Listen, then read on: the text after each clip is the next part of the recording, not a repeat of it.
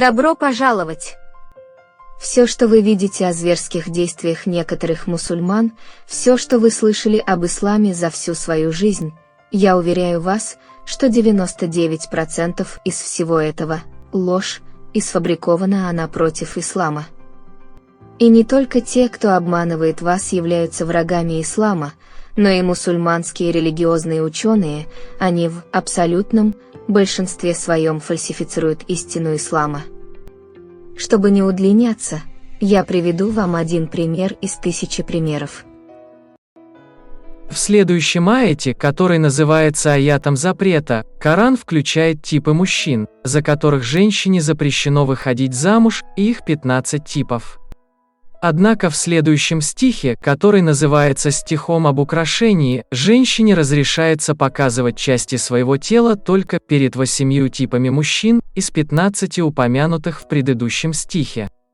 И при всей этой ясности, как ясное солнце, что не за каждого мужчину запрещено женщине выходить, ему позволено видеть из ее тела то, что видит тот, кто видит ее на пути. При всем этом исследователь Фираас Аль-Мунир предлагает вам найти хотя бы одну исламскую правовую школу, которая упоминает это различие. Все известные сегодня исламские правовые школы, в соответствии с которыми мусульмане управляют своими делами, говорят, что 15 разновидностей мужчин запрещены к браку, всем им разрешено видеть из тела женщины больше того, чем человеку на улице. То есть точно так же, как если бы священный Коран повторил снова 15 разновидностей мужчин в стихе запрета и во всем стихе украшения. В то время как на самом деле, как мы уже говорили, только 8 из 15 разновидностей были изложены еще раз во 2 стихе. Остальные разновидности мужчин, более 8, уже упомянутых в стихе, не имеют никакого отношения к нашей теме. Потому что они изначально не были упомянуты в стихе запрета, то есть они не являются частью предыдущих 15. Что важно для нас в этом видео, так это то, что не все из 15 разновидностей мужчин в стихе запрета повторяются в стихе украшения. Вы не найдете сегодня ни одну исламскую правовую школу, практикующую эти действия между собой, как говорится в упомянутых выше аятах. А именно то, что... Первое, есть мужчины, которым запрещено жениться, но они могут видеть части женского тела, которые не следует показывать. Второе, есть также мужчины, которым запрещено жениться на них, однако им запрещено видеть больше того, что женщина может показать из своего тела на улице.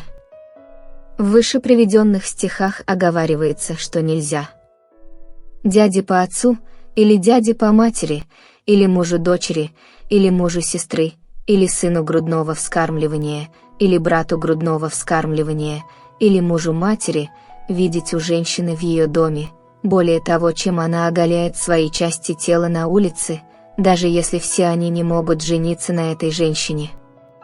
И всем тем, кто заявляют, что являются учеными исламской религии, большинство из них лжецы и торговцы религии, Фираас Аль-Мунир бросает вызов, говоря: Первое. Почему Коран не объединил тех, кому запрещено вступать в брак, с теми, кому разрешено видеть части женского тела, в одном аяте? Разделение их на аяты является достаточным доказательством их несовместимости, иначе это было бы бессмысленное повторение, а Коран его исключает. Второе. Почему Коран перечислил их по одному в аяте, так что их стало 15, затем перечислил их по одному во 2 аяте и остановился на цифре 8? Устал ли Коран перечислять, заскучал ли или забыл?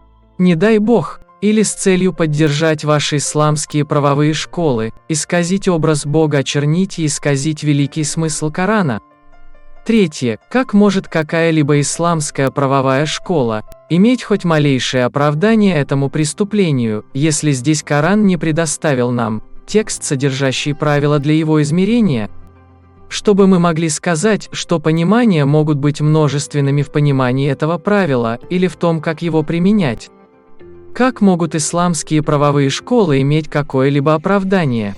Несмотря на то, что Коран здесь представил нам числовое значение, перечисление которое не допускает ни малейшего заблуждения, ни соотношения 1 на миллион. Числовое перечисление, которое видят даже дети, простое и понятное, и это не подлежит сомнению. Есть ли что-то более явное, чем эта грубость с Кораном, и кто бросает его за спину? Послание Фираса Аль-Мунира сегодня ко всем людям Земли. Коран – это величайшая книга на Земле и священное послание для всех людей, и он содержит ключи к счастью и успеху, в которых сегодня нуждается все человечество. Однако тот, кто хочет изучить эту великую книгу, должен отделить реальность мусульман от Корана и также отделить все книги, преподаваемые исламскими религиозными учениями, от Корана. Наш сегодняшний пример всего лишь один из примеров их непослушания Корану с ясностью и грубостью. Огромная разница между истиной Корана и положением арабов и их практической борьбой, преднамеренно или непреднамеренно, поскольку то, что было упомянуто в нем, является одним из величайших доказательств того, что Коран не является авторством человека и не является продуктом арабской среды, идеи которой не имеют с ней никакого отношения. Мы призываем всех честных исследователей в мире искать истину в Коране, невзирая на другие исламские книги, поскольку Коран интерпретирует сам себя и не нуждается в какой-либо другой книге, при условии, что вы владеете арабским языком и не полагаетесь на переводы.